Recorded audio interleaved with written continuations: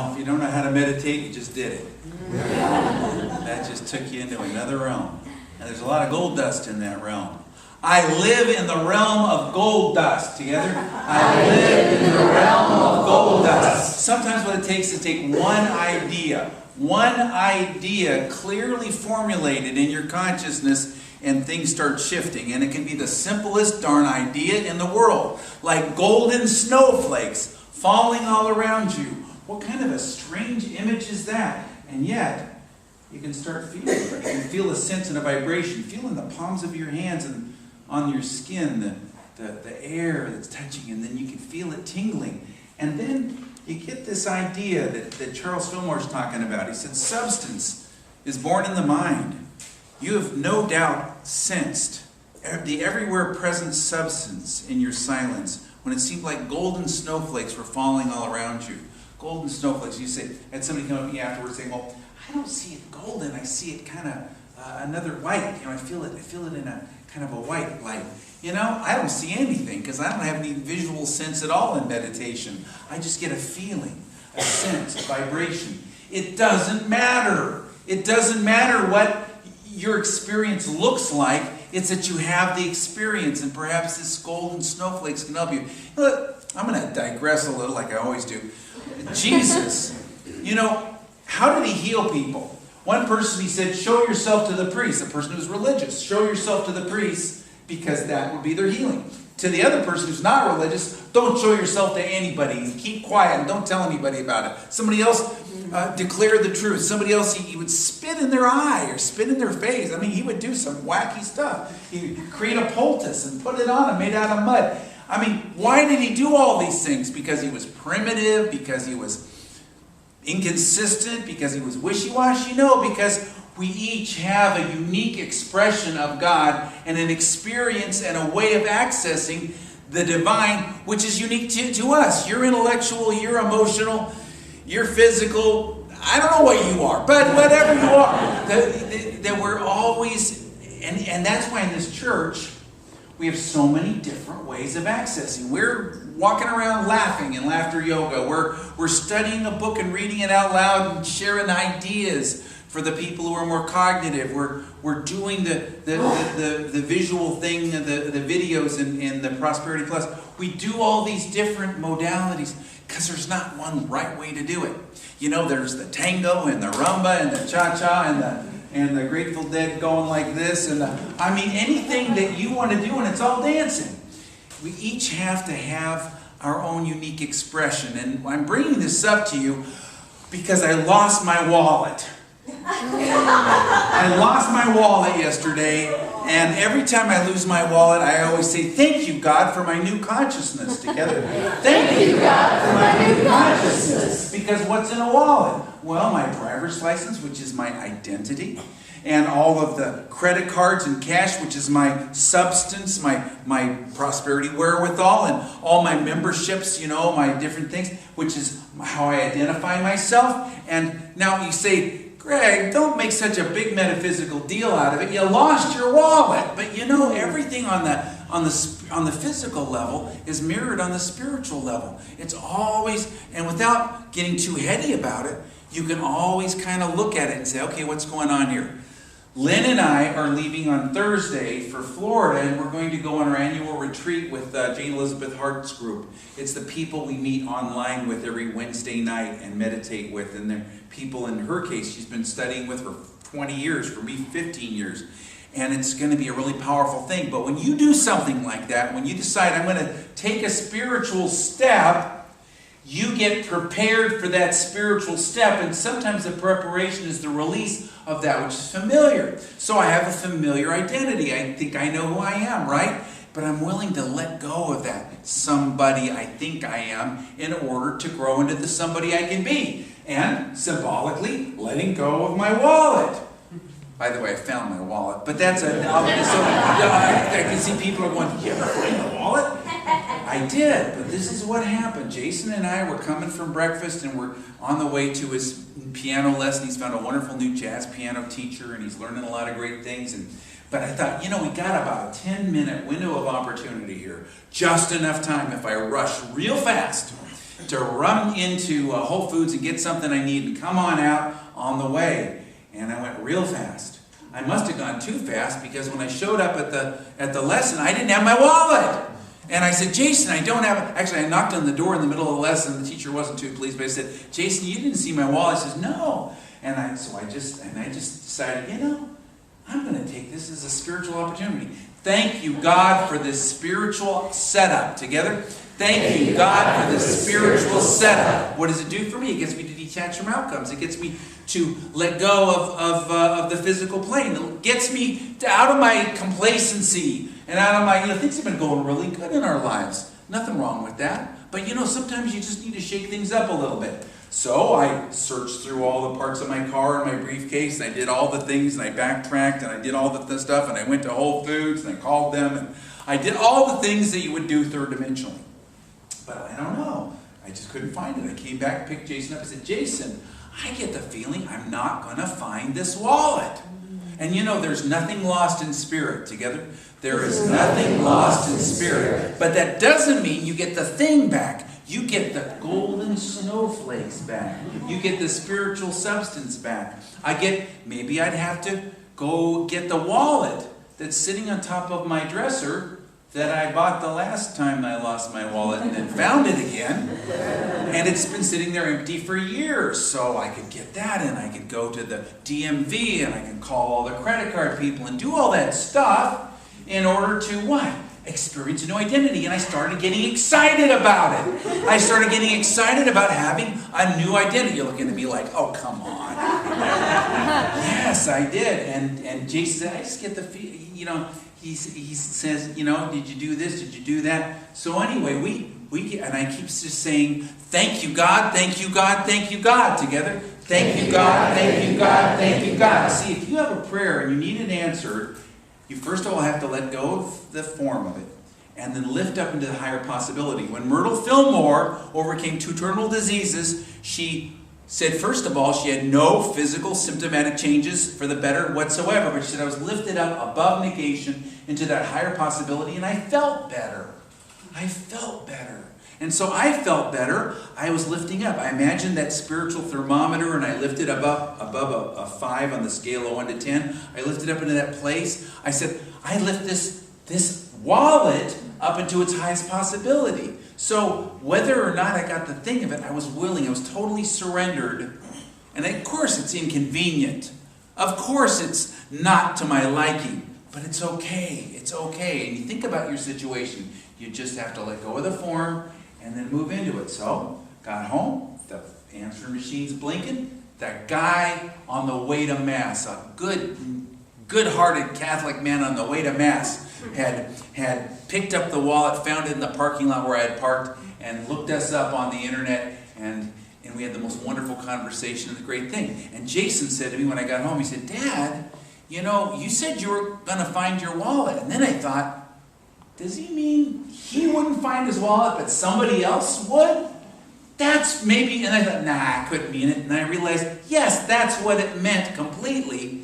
Somebody else did. It was to get me to let go of my old consciousness. Now, you can't underestimate the power of a spiritual step. What is your next spiritual step? Your next spiritual step may be a form. I mean, it is a spiritual step to fall in love and get married. It's a spiritual step to get a new job. It's a spiritual step to move into a new house. But most of these spiritual steps more profoundly have to do with moving into a new consciousness out of the consciousness that is limiting you. I move out of the consciousness that is limiting me. Together, I move out of the consciousness that is limiting me. There was a guy who owned his own investment banking firm, and it had gone very well. He'd been in the church for years.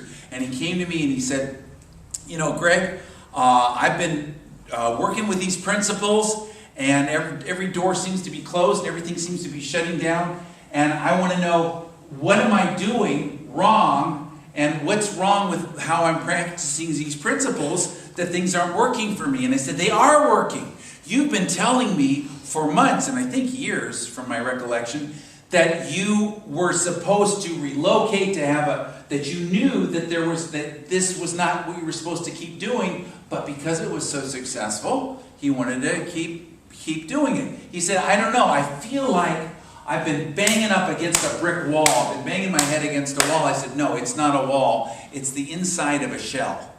And you're the chick in the eggshell, and you've used up all the good stuff in the yolk, in the egg. I guess the bird is the yolk, so I guess it's in the white of the egg. You've used up all the good food. You've used up all the possibilities. You've completed the karma. You've done all the things you needed to do, and it was very successful. And it's time for him to take his next spiritual step. It's time for me to take my next spiritual step. Together, it's time for me to take my next spiritual step. Now, it doesn't mean that it's something dramatic like that, but in his case, he went, okay, I get it. And I said, it's like the bird is pecking, and it feels like a brick wall, but it's not. If that bird, first of all, senses that if it stays in that shell for too long, that environment becomes toxic. So you've got to move out of it because you've used up all the good. Your consciousness is like that. You have a perfectly good consciousness. Those things worked well for you and they were helpful to you, but they only go so far and they have a certain shelf life. And now you're ready to move into a new experience, and you got to move out of that old experience. And so you've got to peck at it. Now, as I shared a couple weeks ago, it's like that eggshell, that bird that is pecking, doesn't show anything on the outside. Nothing's happening, but it's the last peck. And then it...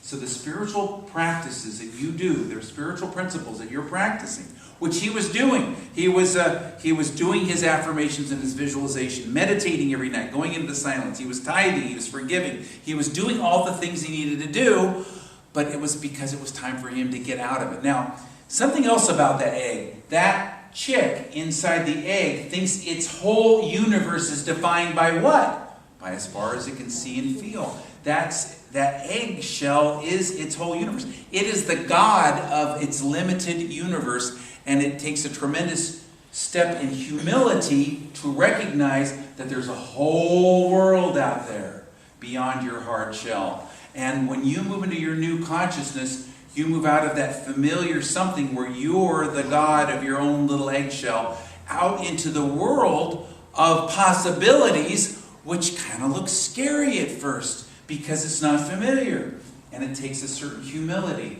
And so what I'm talking about this morning, when you move into this realm of gold dust, when you move into this consciousness, you have to have a certain humility. You say, how do I get through that time? If I'm feeling uncomfortable with it, what do? You just keep moving. The picture came to me of, and I was sharing it with him at that time, being on a bicycle. You're headed up ahead, but you don't go, oh, where are my feet doing? What are my feet doing? How am I doing this? What's going on? Because guess what will happen? You fall over. You have to always stay focused. Always stay focused. You don't turn around and look behind you. You always are moving ahead.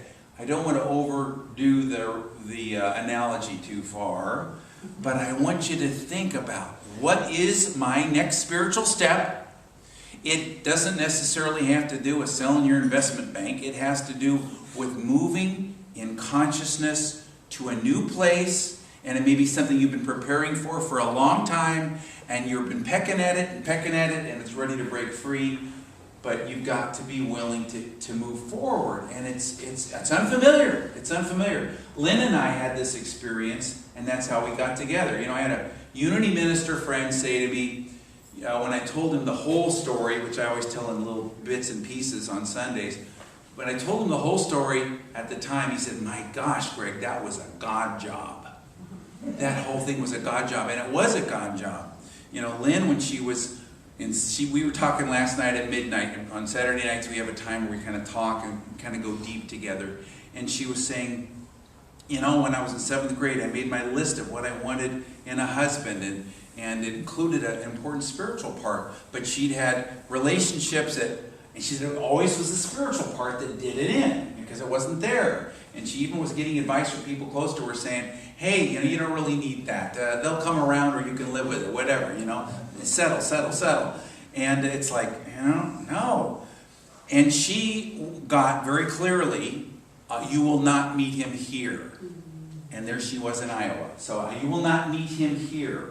Of course, we met at Unity Village. But And for me, I was new in Florida. I'd had this church. It was on the beach. We were doing great. It was a wonderful experience. And I got, you will not meet her here.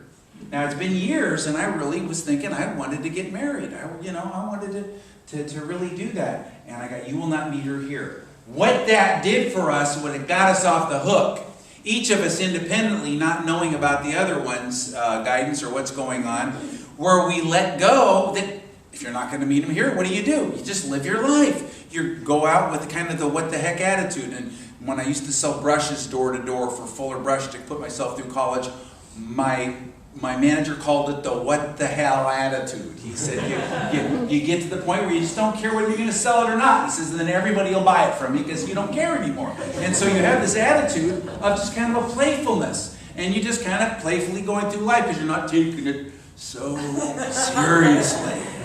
You're letting it go. You're getting out of your shell.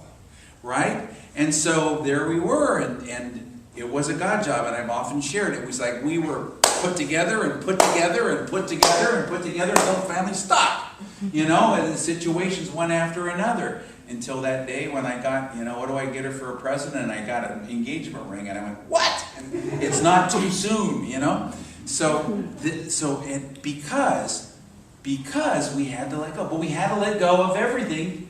We had to let go of everything we were holding on to in order for the higher good to come forth. So ask yourself, what is your next spiritual step? Now, I'm talking about tangible things, and I always talk about them because on Sunday mornings it's easy to talk about. But your really most profound growth happens on the level of your consciousness. No change will ever take place in your life until you have a shift in consciousness. That the things that you think that you're looking for in your life don't exist physically, they exist spiritually.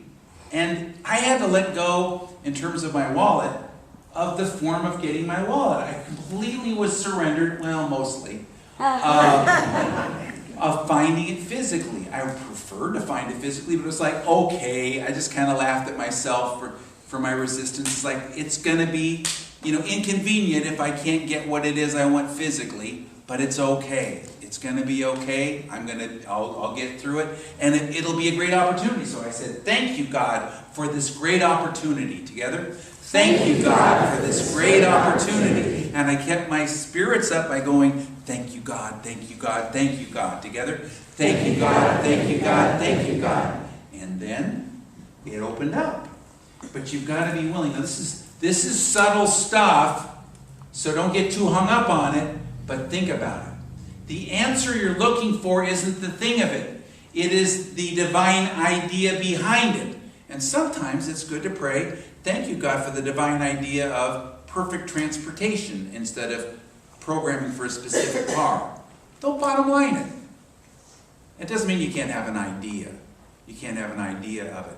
Lynn and I have been going through, along with the other people in our meditation group, this dedicated effort over the last several weeks of going through our drawers and going through our closets and going through our garage and getting rid of everything that we have not used in the last year or don't plan to use in the next year.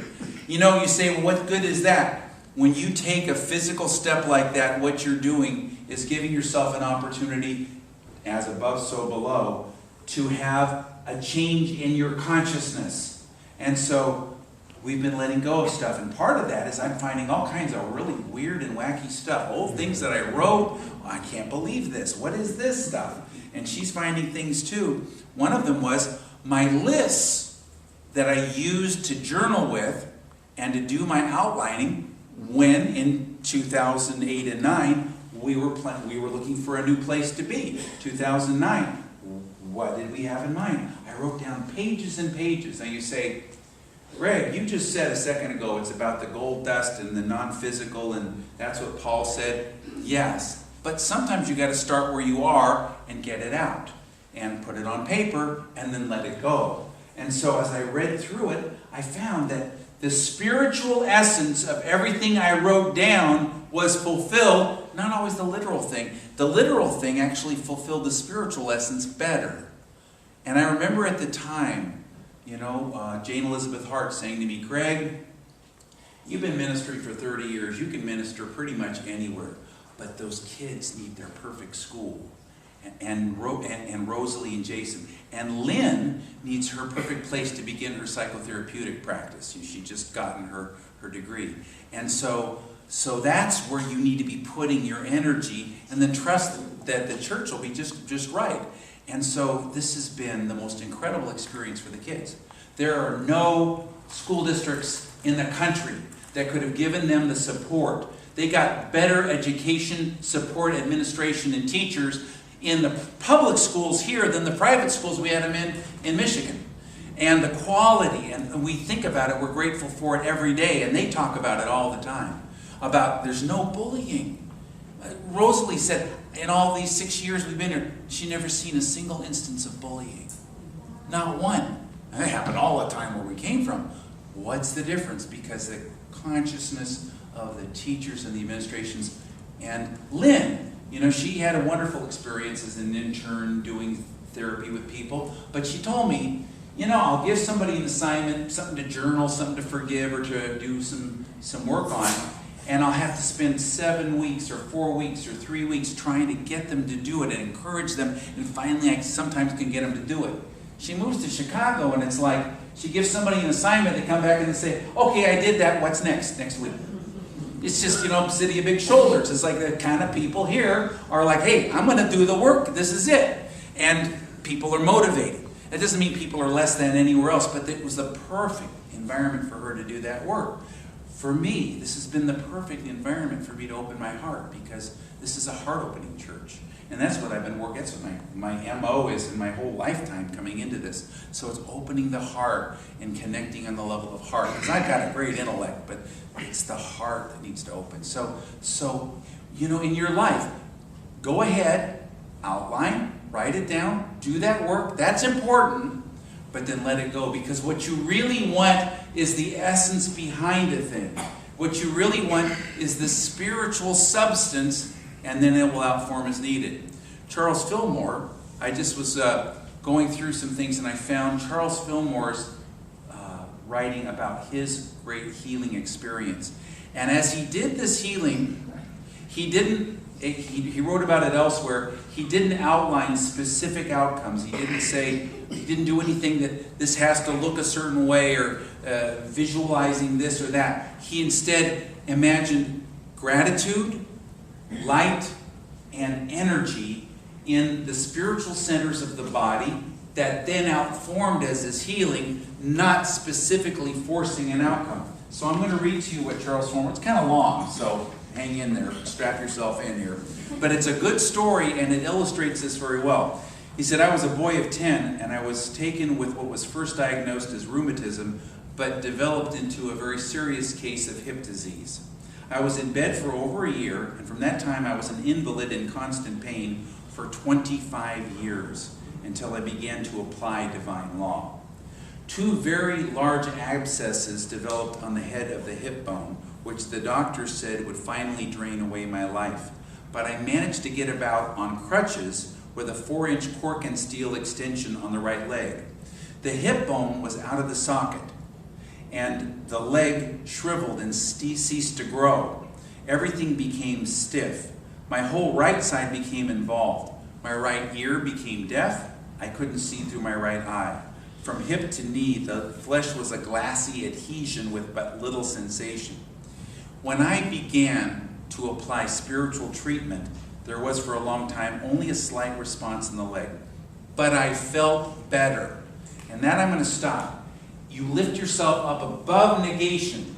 That's what Myrtle Fillmore said. The results don't necessarily outform. In fact, you've got to get the fact that it is the spiritual essence of it that you really want, because you can't take the physical with you anyway. So building that spiritual consciousness is, in and of itself, your healing. I know that's blasphemy, but it's true. That spiritual essence that you pull yourself up into, that experience of consciousness, is your answer. And then it outforms as needed over time in divine order and divine timing. He said, I began to feel better, and then I could hear with my right ear. Gradually, I noticed more feeling in my leg. The years went on, and the ossified joint began to get limber. The shrunken flesh filled out until the right leg was almost equal to the other.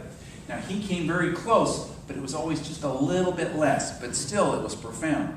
I discarded my cork and steel extension and wore an ordinary shoe with a double heel about an inch in height. The leg became almost as large as the other. The muscles were restored. I am giving these minute details of my healing because it would be considered a medical impossibility and a miracle from a religious standpoint. However, I've watched the restoration year after year as I applied the power of thought, and I know it's under divine law. So I am satisfied that here is a proof of a law that the mind can build the body and can restore it.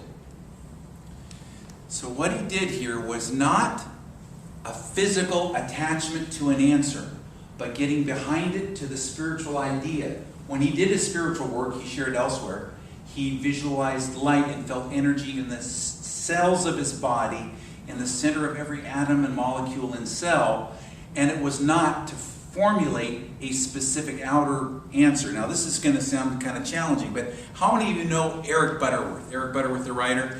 Eric Butterworth once challenged people, and he loved to challenge people and tweak them and kind of push their buttons. And he once said, if you're too attached to the physical answer, you're not making a demonstration, you're making a demonstration.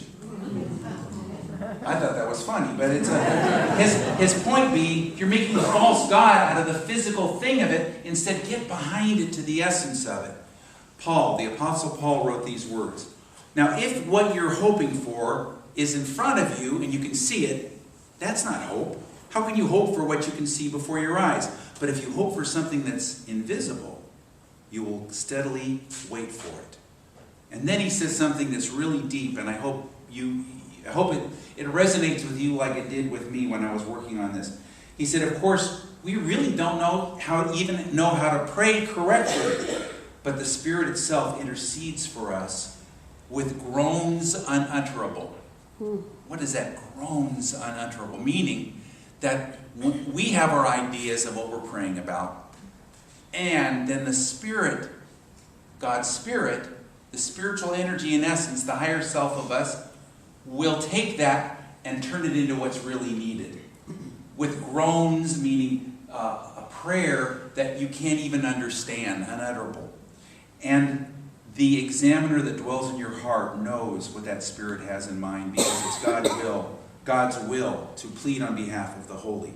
And then he said, now we know that for those who love God, everything works together for good. So that's how it works. You give the best shot you can with the prayers you've got. You do the best you can. You know that your way isn't my way, isn't her way, isn't his way. We all have a different approach to God, and that's why there's a multiplicity of ways of approaching your divine source. But you do the best you can, and then it's good enough, and you can let go of it and trust. And trust. And know that it's not ever going to be perfect. You're not going to pray perfectly. And people talk about scientific prayer. It's okay, but there's a point at which you kind of know, that's good enough. It's good enough. I did the best I can. And now I'm going to let it go. So, let's do that. So, I don't know. I feel like I've been doing cheerleading practice here. So we move into this moment, and we say, we know that the Spirit of all life, the Spirit of God, knows what we need. As Jesus said, already knows what you need even before you ask. And so we know that our prayers are only there to provide a receptacle for the gold dust, for the spiritual substance out of which is formed our answer. But we let go of that form and we get behind it to the divine idea that never runs out. That divine source, the living waters, the spiritual source, the spiritual substance. And we say, thank you, God, for the divine answer to this perfect problem. If we take whatever we're working on and we lift it up into its highest possibility, without outlining what it is or bottom lining it, I lift this up into its highest possibility. And I get in touch once again with a feeling of the golden snowflakes, the golden shimmering light all around. Imagining, feeling, knowing, seeing. This is raising our level of vibration, moving us up. we give thanks that the outer form is outforming in divine order, perfect way, perfect timing. And so, all right, get ready for golden snowflakes coming down all around you. Don't everybody get out of your complacent minds and into that open mind, that part of you that's willing to experience something totally new. I know, you say, but I don't know what that new thing is. Exactly, but I'll give you a hint. It has to do with golden snowflakes falling all around you, and what Catherine Ponder calls gold dust. But it's a wonderful visualization, a feeling tone that has to do with the energy and the life and the vibration of spiritual substance, out of which everything that you're praying for is created. Now I'm going to read a little Charles Fillmore to prepare us for meditation. And he says, get behind a thing, into that realm where it exists as an inexhaustible idea. And then you can draw upon it perpetually and never deplete the source. And that is what Jesus called curses that never run out. You get behind a thing to a divine idea. And then he goes on to say, spiritual substance is first given form in your consciousness. Now you've had in your experience a sense of catching sight of an everywhere present substance in the silence, where it seems like golden snowflakes are falling all around you. Now, this is a visualization that will raise your level of vibration, will get you in touch with the source of whatever it is you're holding in your consciousness, and it will lift you instantly into a place where you will be able to experience something new. And then it will outform as needed in the perfect timing. Oh, faith is the substance of things hoped for, the evidence of things not seen. And so in an invisible realm, there is spiritual substance. And that's where we place our faith. And so we let go of everything in our hands, and we even open our palms so we can feel a sense of tingling in our palms of our hands. And we take a deep breath and we let it out, and we move into this realm of spiritual substance. These are the words of Paul. What we are hoping for, if it's in front of us, that's not really hope. How can we hope for what's in front of our eyes? But if we hope for something that is invisible, we can steadily keep waiting for it. And so this is that realm of substance, that invisible place, that vibration, that energy. Myrtle Fillmore overcame 2 terminal illnesses, but before any sign of healing showed up, she experienced being lifted up. She said, I was lifted up above all negation. She had a sense of well-being, and that inner sense of well-being always comes first. Jesus called these living waters that come from within, that never run out. And if we drink from waters outside, we get thirsty again. But these waters never run out. This is the realm of spiritual substance. So imagine, as Charles Fillmore said, catching sight of everywhere present substance as if golden snowflakes were falling all around and about. Simple as this is, this will lift you up. So imagine what Catherine Ponder calls gold dust all around you. Golden snowflakes symbolizing the spiritual energy and life force that is the source of every answered prayer. Before anything can ever change in the outer world in a lasting way, you must first sense and catch sight of that something more spiritually in our hearts. Feel, see, know the energy, the vibration, the light, the tingling, shimmering,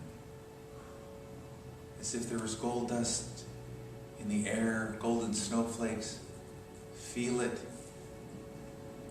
And know that the answer that you're seeking is seeking you. But it is that stuff out of which that answer comes. Again, imagine golden snowflakes, golden light, golden substance, gold dust all around you. This is what Jesus called kingdom of heaven consciousness. place out of which everything formed comes. So we get behind a thing, as Charles Fillmore said, to its essence, to that source which never runs out. And take a moment to take that thing, that something that you're praying for, and lift it up to its highest possibility. I lift it up into its highest possibility, and I dwell in this realm of gold dust, golden snowflakes, the spiritual substance. Bring your mind again and again, your heart, back to this feeling of shimmering light all around and within.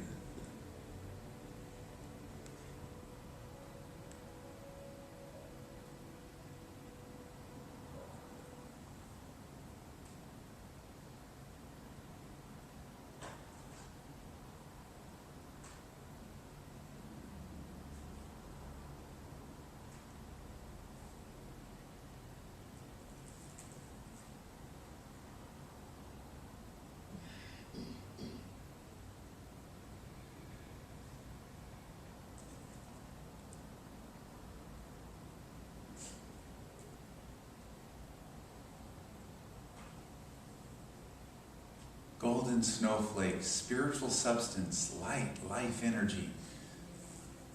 That gold dust in the air, as Catherine Ponder calls it, it is that which dwells behind all answered prayer, and out of which the prayer answers come. And so we let go of all outcomes. We release them because we lift things up into their highest possibility. We get behind the thing that we're praying about, to the divine idea which dwells in this golden realm of light and substance and energy. And it never runs out. It's living waters that always are flowing. It's that higher truth. The highest good is working out for us. We trust this. We let go of the outcome. We know the highest possible outcome is working out. And we are assured, because we go behind the thing to its source, which never runs out. Thank you, God. And so well, we take our offering right now and we give in the spirit of gold dust. So I give in the spirit of gold dust and I receive abundantly. Together, I give in the spirit of gold dust and I receive abundantly. And silently, and again aloud together, I give